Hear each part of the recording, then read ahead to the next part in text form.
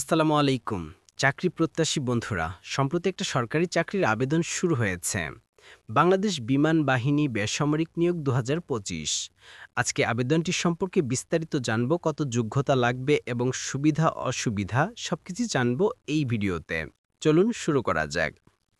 বাংলাদেশ বিমান বাহিনী বেসামরিক নিয়োগ বিজ্ঞপ্তি ২০২৫ কর্তৃপক্ষ হতে দৈনিক কালের কণ্ঠে ১৭ অক্টোবর ২০২৫ প্রকাশিত হয়েছে। বাংলাদেশ বিমান বাহিনী বেসামরিক পদে মোট ৩০৭ জন যোগ্যতা ও অভিজ্ঞতা স্বয়ংসম্পন্ন নারী ও পুরুষকে স্থায়ীভাবে ৫০টি জব ক্যাটাগরি পদে নিয়োগ দিবে। অনলাইনে ওয়েবসাইটে ঢুকে শিক্ষাগত সার্টিফিকেটের তথ্য, জাতীয় পরিচয়পত্রের তথ্য, রঙিন ছবি, পাসপোর্ট সাইজ ফটো, স্বাক্ষরের ছবি দিয়ে আবেদন ফর্ম পূরণ করা লাগবে।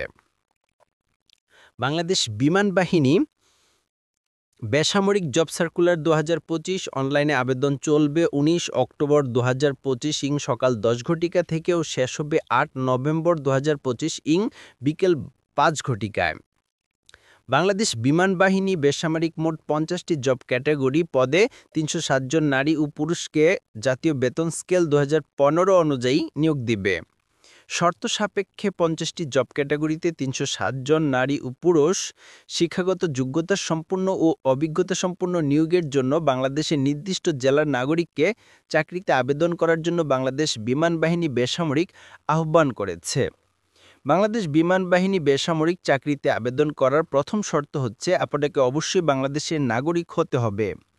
বাংলাদেশ বিমান বাহিনী বেসামরিক নিয়োগ ২০২৫-এ শুধুমাত্র বাংলাদেশি ১৮ বছরের ঊর্ধ্বে ও ৩২ বছরের মধ্যে নারী ও পুরুষ শিক্ষাগত যোগ্যতা ও পদের অভিজ্ঞতা অনুযায়ী আবেদন করতে পারবে। বাংলাদেশ বিমান বাহিনী বেসামরিক চাকরির আবেদনের ক্ষেত্রে কিছু পদের জন্য অভিজ্ঞতা প্রয়োজন রয়েছে, আবার কিছু পদের জন্য অভিজ্ঞতার কোনো প্রয়োজন নেই।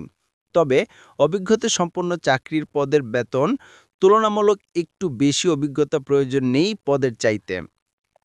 জাতীয় বেতন স্কেল ২০১৫ অনুযায়ী বাংলাদেশ বিমান বাহিনী বেসামরিক চাকরির বেতন প্রদান করা হবে।